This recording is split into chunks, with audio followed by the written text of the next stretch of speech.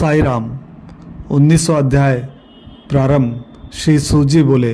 श्री नारद जी को कथा सुनाते हुए श्री नारायण जी मधुर वाणी में बोले, महात्मा सुदेव ने जब इस प्रकार भगवान से प्रार्थना की तब भक्तवत्सल हरि बोले, हे द्विजराज, तुमने जैसा तप किया है वैसा और कोई नहीं कर सकता है, किंतु तुम यह नहीं जानते कि मैं किससे प्रसन्न होता हूँ। ये मेरा परम प्रिय पुरुषोत्तम मास है। तुम दोनों ने शौक में डूबे रहने पर भी इसका सेवन किया है। हे तपोनिधे, इस मास के एक दिन का भी जो धर्मपूर्वक सेवन करते हैं उसके अनेकों पाप भस्म हो जाते हैं। तुम तो महीने भर निराहार रहे हो, अकाल वर्षा तीनों काल में स्नान किया है, स्नान भी आकाश के पवित्र जल से, तथा महीने भर उपवास किया है।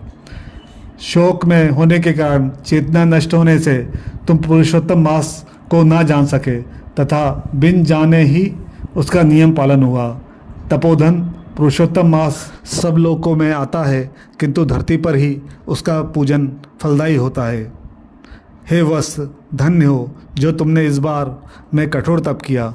मनुष्य जन्म पाकर भी जो पुरुषोत्तम मास का सेवन नहीं करते हैं वो जन्म जन्म दरिद्री रहते हैं। इसलिए मेरे प्रिय, इस मास का प्रयत्नपूर्वक सेवन करना चाहिए। श्री नारायण जी बोले। इस प्रकार कहकर हे मुनि जी श्री गरुड़ जी पर चढ़कर श्री हरि भगवान बैकुंठ चले गए। ब्राह्मण सुदेव पुरुषोत्तम मास की सेवा से मृत पुत्र शुकदेव को जीवित देखकर स्त्री सहित बड़ा प्रसन्न हुआ।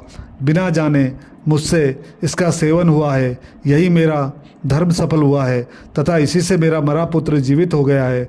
इस तरह का दूसरा कोई मास नहीं है और ना पहले देखा था। इस प्रकार आशय करके वह उसी पुरुषोत्तम मास की पूजा व्रत करने लगे।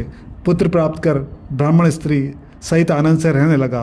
पुत्र भी माता पिता को सत्कार द्वारा प्रसन्न करने लगा, का पूजन एवं भगवान की स्तुति आदरपूर्वक करने लगा। सब दुखों के नाशक पुरुषोत्तम मास के नियमानुसार अपनी स्त्री के साथ जप हवन आदि करने लगा और उसी से श्री हरि का भी पूजन होने लगा। इस प्रकार धर्म में लगा वो ब्राह्मण स्त्री सहित अनेकों सुखों को भोग कर 1000 वर्ष बाद परम लोक को गया। पत्नी सहित वहाँ सुख भोग कर तुम इस जन्म में राजा दृढ़ धनवा हुए हो एवं पुरुषोत्तम मास की सेवा करने से तुम्हें रिद्धियाँ प्राप्त हुई हैं। हे राजन, तुम्हारी रानी वही प्रतिव्रता गौतमी हैं। राजन, तुमने जो चरित्र पूछा वो हमने सुना दिया है। हे भूपाल, पूर्व जन्म में तुम्हारे शुक पुत्र जिन्हें श्री हरि ने जीवित किया वे शुकदेव नाम से प्रसिद्ध होकर 12000 वर्ष पृथ्वी पर सुख भोग कर बैकुंठ गए। उन्होंने वन में तालाब के किनारे बड़ के पेड़ पर बैठकर तुमको पूर्व जन्म के पिता के नाते उपदेश दिया। उन्होंने विचारा कि यही मेरे हित चिंतक प्रत्यक्ष देवता हैं। ऐसा विचार करके तोते के रूप में हे राजन तुम्हें उपदेश दिया।